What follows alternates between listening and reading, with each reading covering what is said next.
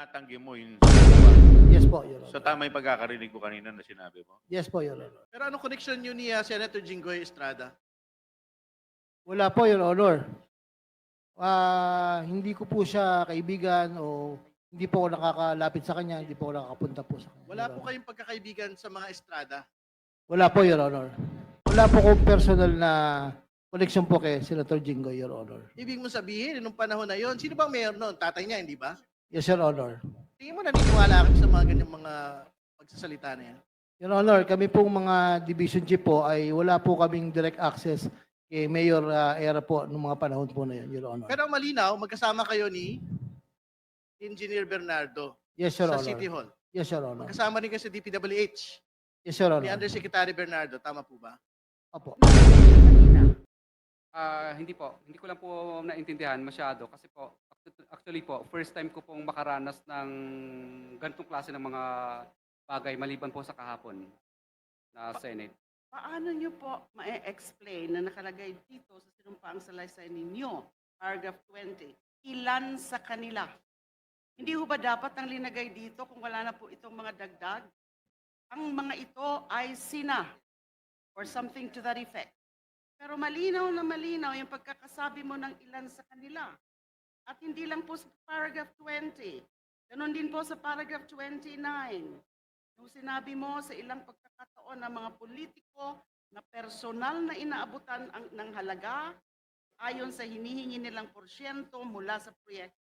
Ang pagbabayad na ito ay hindi namin kagustuhan kundi isang hakbang na ginawa namin dahil sa matinding panggigipit. Ilan sa kanila ay sina? And then you enumerated 1, 2, 3, 4, 5, 6, 7 congressmen. Paano nyo po mapapaliwanag yon? Ilan sa kanila ay klaro? Mhm.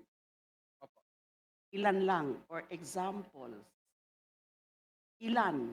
Few of them. So there is a whole universe. Your Honor, ito lang po ang nakasulat kasi wala po akong gabay ng abogado po dito. Nung akin pong itong sinulat, wala pong nag-draft. Ako lang po. Walang naggabay Opo. na abogado. Opo. So sino ang naggabay sa inyo kung hindi yung abogado? Bali po yung pagsusulat po nito, Your Honor, is ako po ang mismong nagsulat at pinabasa ko lang po sa abogado ko kung okay na siya. Ito po ay subscribe and sworn to noong September 6. Yes, Your Honor. Ang gumawa nito ay abogado ninyo? Ako po, Your Honor. Kayo po. Mhm.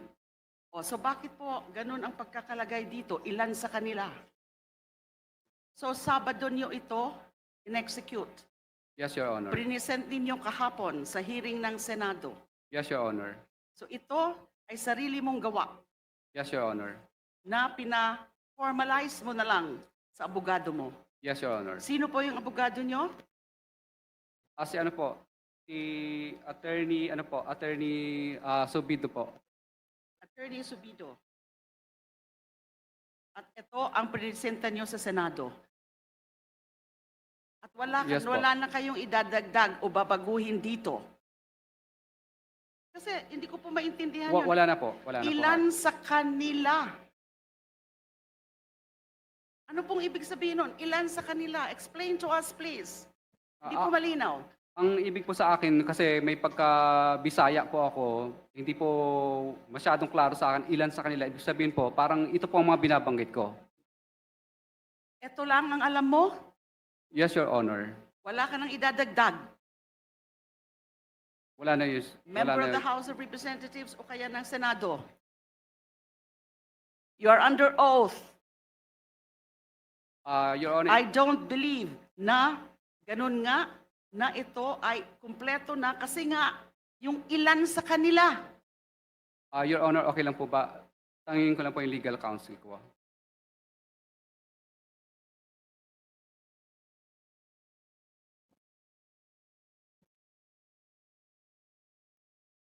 Mr. Chair, habang sila po ay nag-consult, meron lang po akong isang ika-clarify. Isang tanong lang po.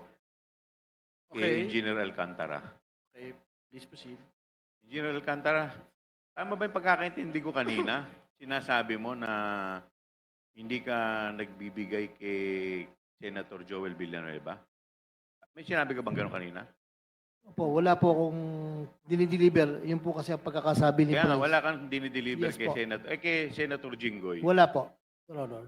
So, tinatanggi mo yun sa dalawa. Yes po, Your So, Honor. tama yung pagkakarinig ko kanina na sinabi mo? Yes po, Your Honor. Yun lang. Pero ano connection nyo ni Senator Jinggoy Estrada? Wala po, Your Honor. Hindi ko po siya kaibigan o hindi po ako nakakalapit sa kanya, hindi po ako nakakapunta po sa kanya. Wala Your po Honor. kayong pagkakaibigan sa mga Estrada. Wala po, Your Honor. Maliban po, ako yung naging empleyado lang po sa City Hall, pero Yun na nga. trabaho lang po, Your Honor. Trabaho lang po. Sino mga kasama doon? Yung city engineer po, Para malinaw, naging city engineer po kayo sa Maynila, tama po ba? division chief lang po ako, hepe lang po ako, Your Honor. Sino yung city engineer noon? City engineer Roberto Bernardo po. Yan yung undersecretary na binabanggit po ng lahat ng mga tao rito, hindi ba? Yes, Your Honor. So hindi ba kayo magkakasama sa isang sindikato? Hindi po, Your Honor. Wala po. Magkasama kayo sa Maynila, magkasama kayo sa DPWH. Tapos tinatanggi mo ngayon na wala kayong connection kay Jinggoy Estrada, Senador Jinggoy Estrada. Paano naman nangyari? Tingin nyo maniniwala yung mga taong bayan? Wala po kong personal na connection po kay Senator Jinggoy, Your Honor. Ibig mo sabihin, nung panahon na yon, sino bang mayor noon? Tatay niya, hindi ba? Yes, Your Honor. Tingin mo naniniwala kami sa mga ganyang mga pagsasalita na yan? Your Honor, kami pong mga division chief po ay wala po kaming direct access kay Mayor Era po nung mga panahon po na yun, Your Honor. Pero ang malinaw, magkasama kayo ni Engineer Bernardo Yes, Your sa Honor. City Hall. Yes, Your Honor. Magkasama rin kayo sa DPWH Yes, Your ni Honor. Undersecretary Bernardo. Tama po ba? Opo. Maraming salamat. Okay. Yes, Engineer Bryce, please. Before going back to Mr. Diskaya. Thank you, Your Honor. To add up lang po, kung hindi po sila magkakilala, there was a time nag-birthday po si Senator Jinggoy sa Soler. Umattend po siya. Kung hindi po sila magkakilala, Your Honor. Oh, Just additional info lang. Engineer Alcantara, di pala kayo magkakilala. Bakit ka naman nagpunta sa Soler? Parang mahirap maimbitahan sa Soler, di ba? Mr. Chair, I'd like to remind our guest, especially Engineer Alcantara, to answer as honestly as possible all the questions because you're under oath and you don't want to tempt these members to cite you. Just a reminder. No, it's okay, it's okay. Thank you for the reminder. DE Alcantara, please. Your Honor, napunta lang po ako ng birthday. Sinasama lang po ako ng ibang mga hepe po doon po sa City Hall po, Your Honor. Maraming salamat. We can go back to Mr. Diskaya. I think, tapos na po ba kayo mag-confer with the lawyer, Mr. Diskaya? Before giving it to Senator De Lima, I think it's very important to provide the context as to the question. No? Alam po ninyo, Mr. Diskaya, dalawa po yung mahalagang butas sa testimonya kahapon. Una, ang daming mga kongresistang binanggit. Di ba? Pero okay, sige. Nakaupo, hindi na nakaupo.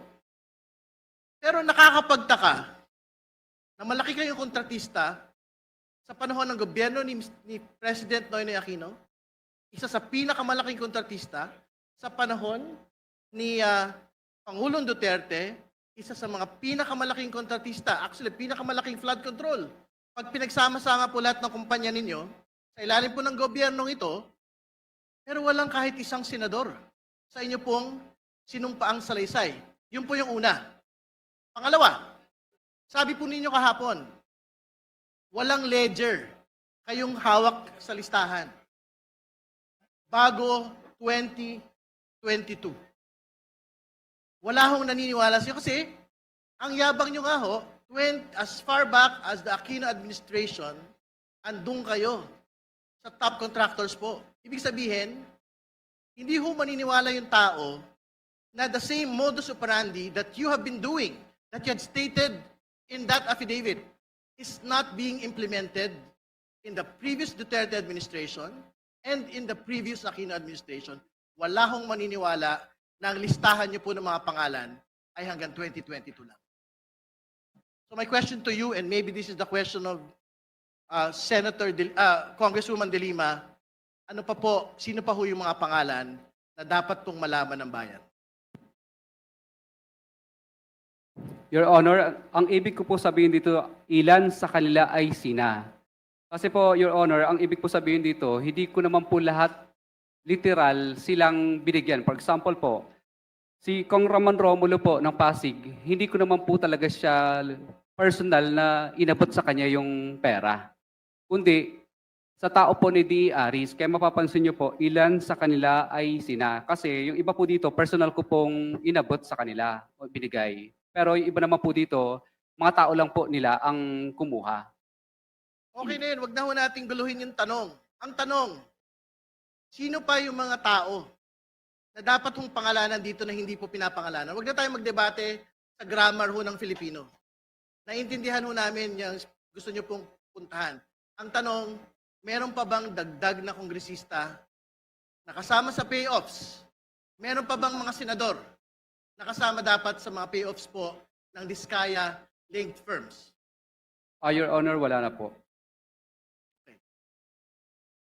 Congresswoman De Lima, please Mr. proceed. Chair, hindi po ako naniniwala. Gusto ko muna pong tanungin, meron ho bang nag-assist sa inyo nung ito ay prinisenta sa Senado?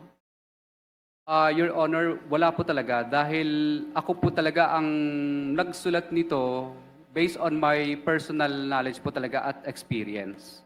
At ito ay sinumitin nyo sa komite. Yes po, Your Walang Honor. ibang kumausap sa inyo bago ito sinumite. Wala Yung po sa talaga, Blue Ribbon, Your Honor. Sa Blue Wala Ribbon po. Committee. Ang pinagtataka ko lang po, kanina nadinig ho natin lahat, you were asking for an executive session. And you said something like, kasi natatakot ako para sa pamilya ko. And perhaps we can check it from the records, from the TSNs, the exact words or the exact sentences na sinabi niyo when you were requesting for executive session. Do not tell me now na yung pag-request nyo ng executive session ay wala lang. Wala kang ibang importanteng sasabihin. Wala kang ibang pangalan ng babanggitin. Why in the first place did you request for executive session? If there's nothing that you would want further to be added in your sinumpaang salaysay. Your Honor, pasensya na po kayo. Hindi ko lang po masyadong naintindihan dahil kinakabahan po ako kanina sa mga tanong po ninyo. Pero ngayon po, medyo nung naggabayan po ako ng abogado ko, ay naintindihan ko po yung yung tanong. Pero klaro, humingi kayo ng executive session.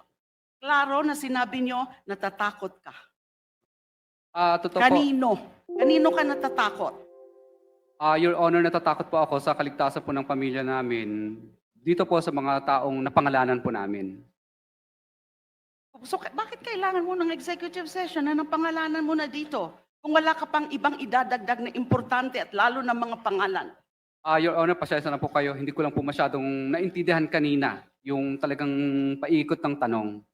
Dito po ang naguluhan sa ilan sa kanila. Pero ay kayo sina. mismo ang nagsabi executive session. Sinong nag-advise sa inyo na humingi kayo ng executive session? Your Honor, pasensya na po kayo. Hindi ako masyadong magaling sa legal. Kadalasan lang po, pag nanonood lang Sino po. po ang nagsabi sa inyo na humingi muna kayo ng executive session? It could not be your own idea. Kasi nga sabi mo, hindi mo naman naiintindihan. Wala po, Your Honor. Minsan naririnig ko lang po sa ibang mga napapanood ko sa YouTube, yung mga ganong klase ng Naiintindihan mo sagot. kung anong ibig sabihin ng executive session? Kasi kung hindi mo naiintindihan yon, bakit mo babanggitin yon? Your Honor, pasensya na po kayo sa kanina na isagot ko. Pero ang sagot ko po ay ito na po lahat. Paano mo pinili yung mga pangalan na ito? Ano?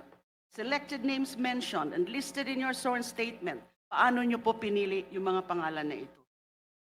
Ito po yung mga pangalan na ito ay ito po yung mga nakilala ko po at yung mga tao po nila na humingi.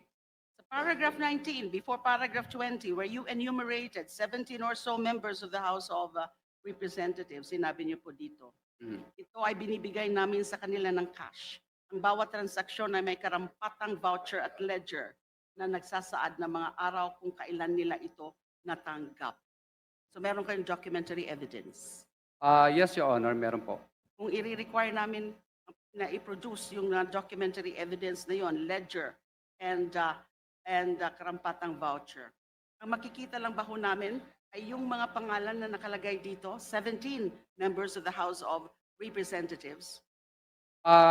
Your Honor, yes, mailalagay po dito. Pero yung iba po dito kasi ang tumanggap. Kaya mapapansin nyo, ilan sa kanila, ibig sabihin hindi sila lahat. Ilan sa kanila kasi po is yung mga tao lang po nila ang tumanggap. Hindi pa rin po ako satisfied ng executive session. If you don't answer it properly, you'll be nearing a citation for contempt. Your Honor, hindi ko po masyadong naintindihan yung ano po, yung tanong po kanina. Because Kasi kinakabahan po ako. it's a very relevant question, but you refuse to answer. By just saying that, na kinakabahan kayo. But it could not have just popped up from nowhere. Yung tungkol sa executive session. Kung hindi po pinag-usapan nyo na po ito ng inyong lawyer at kung sino man na humingi ka muna ng executive session para masabi mo yung buong katotohanan. And your oath now is the whole truth. Your Honor, pasensya na po kayo. Pero ito po, ang nakasulat na po ito na po lahat yun.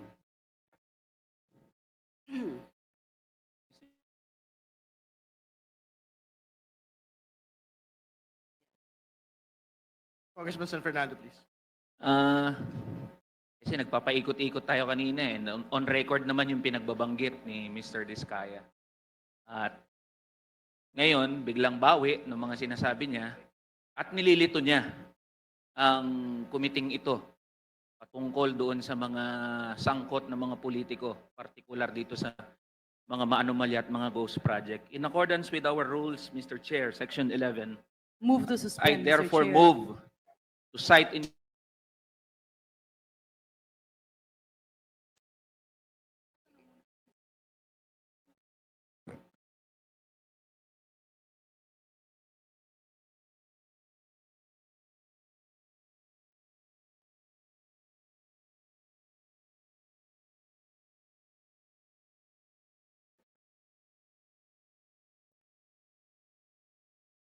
ng mga sangkot ng mga politiko sa mga maanomalya at ghost flood control project.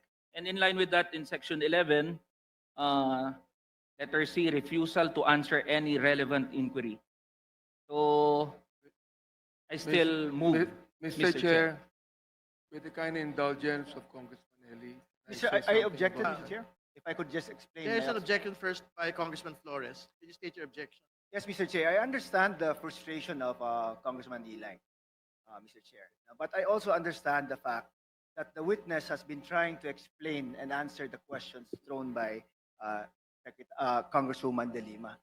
And there might be some confusion as to the Tagalog words used in the affidavit. I'm Bisaya also, Mr. Chair, and that could also happen to me. No? But the point is that he has not been evasive, Mr. Chair. He has been answering the questions, and the questions and the answers he might have been giving might be not to our liking and may frustrate us further, but he has still been answering, Mr. Chair. Mr. Chair, very quick manifestation. Mr. Chair, before we go on a vote, kasi merong objection, linawin lang po natin. Yung pong umaayaw sa contempt, hindi po ibig sabihin nun ay naniniwala tayo in toto sa mga sinasabi ni Diskaya. Posibleng meron siyang selective amnesia. However, it might send wrong signals sa iba pa nating resource person. With that, Mr. Chair, there was a motion duly objected. I move that the Wait, chair. excuse me. It hasn't been seconded. Chair, yet. Is there a Mr. Chair. second for this? Mr. Chair, can I be recognized for a while? Yes, Congressman Abante. But it I has just would to be like to request Yes, please. Congressman Eli, if we can defer the motion for a while, so we can continue on with the questioning. I-defer muna. Pwede ba? Oh, can I request? Can I request Congressman Eli to defer the motion for a while so we can I think continue you- with the questioning? I think Congressman San Fernando wants Let's the just vote to proceed with the proceed, division but- of the House. Okay, Mr. it's Chair. okay, but is there a second already? I do not hear a second.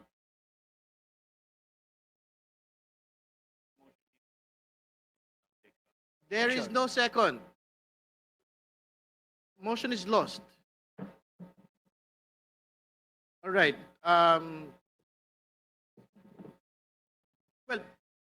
before giving it to Congressman Abante, I think it's very important to talk about the affidavit of Mr. Diskaya because this is the basis of his statement. But before anything else, I think the people are looking at the notarization of the affidavit itself. It appears to be a bit incomplete. Is this correct?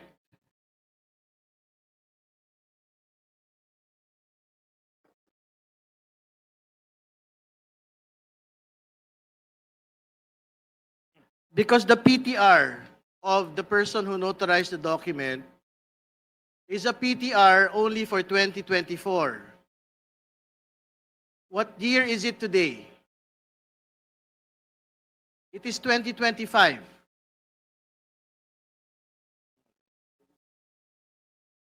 Can the lawyer of who assisted you in making this affidavit? Mr. Diskaya, can you respond? Sino po ang tumulong sa inyo na gawin ang affidavit na ito? Yung ano ko po, bali yung... Abogado niyo po. Opo. Siya po ba yung abogado sa likod, na nasa likod?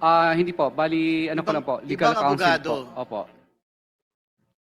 So gusto ko lang hulinawin na bagamat ito po ay subscribed and sworn affidavit, actually si Congressman Mark Santos ang nagbanggit po sa akin ito, ang PTR license ng abogado na nag-notarize po nito ay PTR Attorney Reynaldo Segobiense.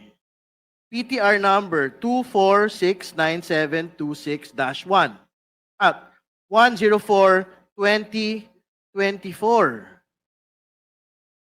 So, ang ibig sabihin po nito ay this is an expired notarization. Hindi ba? Hindi ba ito, ang tawag ng mga abogado po rito, mere scrap of paper. Hindi ba? Hindi ba dapat recent yung mga dokumento ng mga notaryo pong pinagnotaryohan nito? Mr. Chair, Mr. Diskaya. just a short, Congressman Santos, please proceed. yes, you mentioned my name regarding that. I'd just like to ask Mr. Diskaya, nagpunta po ba kayo doon sa notaryo nung ito ay Mr. Chair, nagpunta po ba si Mr. Diskaya doon sa notary public nung ito ay ginawa ang kanyang sworn affidavit, Mr. Chair? Please respond. Thank you. Yes po, Your Honor. May picture taking pa nga po kami sa office niya. May picture taking. Mr. Chair, paki-submit lang po yung picture taking nila at kung kailan po yung picture taking nila ginawa sa notaryo. Thank you, Mr. Chair.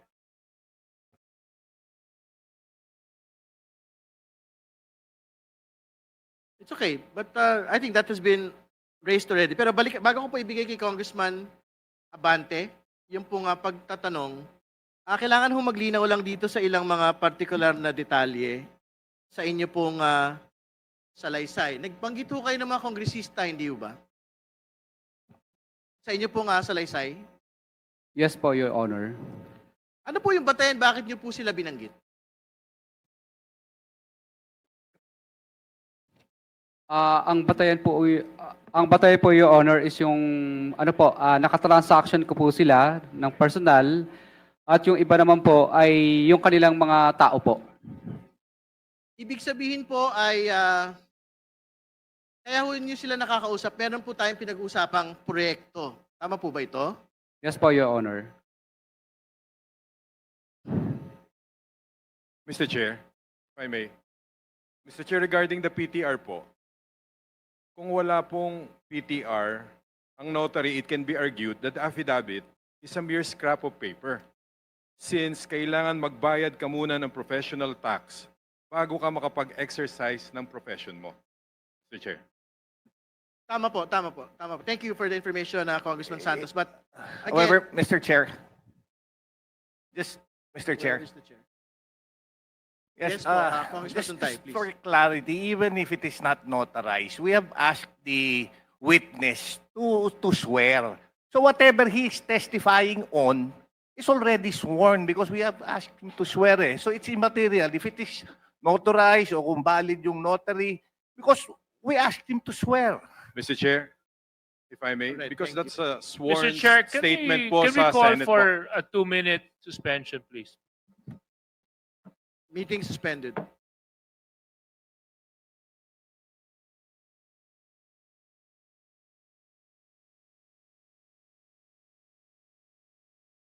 Mr. Diskaya, saka yung iba nating mga ini-inquire dito. Ang sabi po dito yea, they are greedy dogs which can never have enough. And they are shepherds that cannot understand.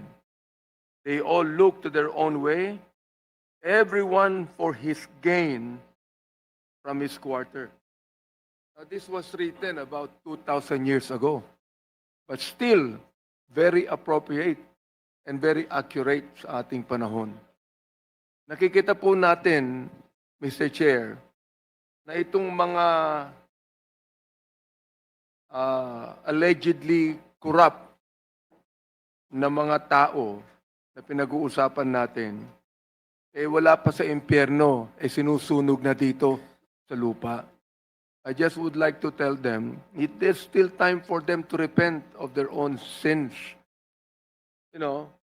and come to the Lord Jesus Christ who can change their lives. But anyway, I'd like to continue with my questioning now, Mr. Chair. Kung maaari, I'd like to start with Mr. Bryce. Mr. Bryce, andyan po ba kayo? Mr. Bryce? Yes, Your Honor. Oo. Nabanggit nyo kanina, no? With projects in Bulacan, where you mentioned Senator Joel Villanueva, can you please provide us more info to this committee? For example, if the projects were actually implemented, who are the contractors of this project? Nagbigay ba ng SOP ito? And to whom? And how much? So please, Mr. Bryce, can you answer that question to me, please? Your Honor, ang meron lang po ako dito is screenshots, actually pictures taken from disappearing messages from Senator Joel Villanueva and DE Henry Alcantara. Ipakita natin, sapagkat palagay ko yung pictures na yan, nasa akin din eh. Opo. Yun po. Can we show it here?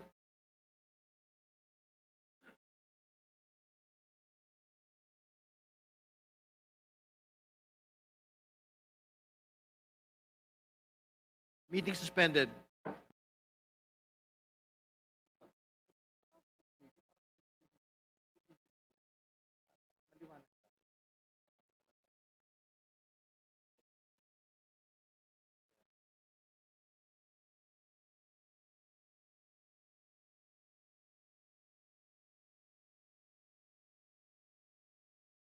Alcantara po. Sabihin, kasama si Henry Alcantara sa sindikato ng DPWH. Sa pagkakaalam ko po, opo. Okay, meron ba mga ilang pangalan na pwede mong sabihin sa amin kung sino-sino ang involved yan? Mula USEC, ha? Ang madalas ko po kasing naririnig sa kanya is si Yusek Robert Bernardo po. Diba? Wala po. Yun po ay ang sinasabi niya about sa mga senatorial funds. So, ibig sabihin, lahat ng kanyang sinabi kanina ay kasinungalingan. Yes, Your Honor. Okay.